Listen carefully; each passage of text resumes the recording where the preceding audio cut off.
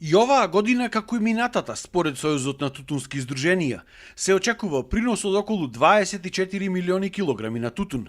Годинава, иако за разлика од лани имаме зголемување и на засадените хектари од 13.700 на 14.300 хектари, како и на бројот на склучени договори од 27.000 на 33.000 договори и се очекуваат околу 27 милиони килограми принос, сепак таа бројка тешко дека ќе се постигнела поради промената на начинот на садење на тутунот. Поготово во руралните средини, расадувањето на тутунот е сега ред од ред на 60 сантими, а порано беше расадувањето на тутунот ред од ред на 43 сантими.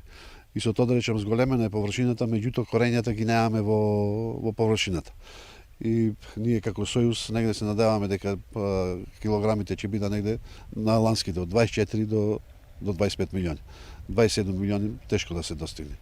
Она што е внесено во ИСЕТ-от. Минатата година имаше драстично повеќе од предвиденото. Дали може би годинава може да се случи така?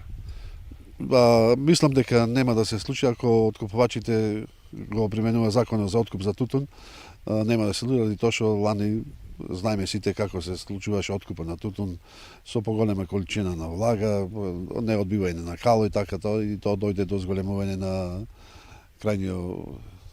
крајната површина, крајните килограми на тутун. Тутунарите исто така бараат изголемување на цената на тутунот за оваа година, но и откуп по класи, а не како минатата година, целото производство да се откупува во една и тоа прва класа. Годинава цената за прва класа е 420 денари. Јас сум поборник за да се откупува тутунот на класи, меѓутоа откупувањето на класи ќе биде само тоа ако се коригира цените откупувачите. Со овие цени не ми дава за право да велам дека ќе се купува на класи. Ние се бориме за тоа да е зголемиме цената, дали тоа ќе биде анекси, дали меѓутоа бараме и секојдневно сме во контакти со откупувачите да се изврши корекција на цената. Дали би можело да има зголемување на субвенциите? За субвенциите нема, првата класа ќе е 100 денари, втората класа е 80 и третата класа е 70 денари.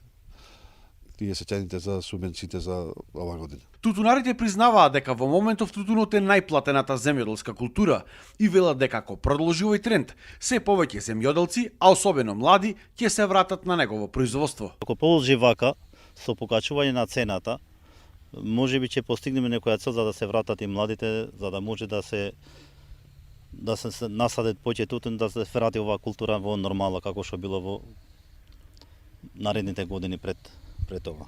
Еве вие лично дали ги имате зголемено површините?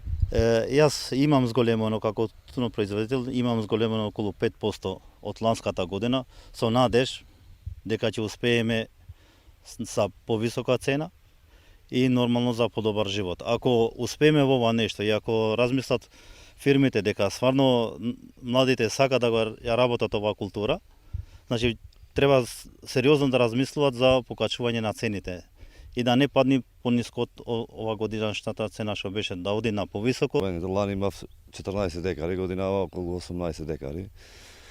Па ќе видиме малце и климава годинава не ни помага, малце влажно, суво сега фате, па се надеваме ќе имаме покачување.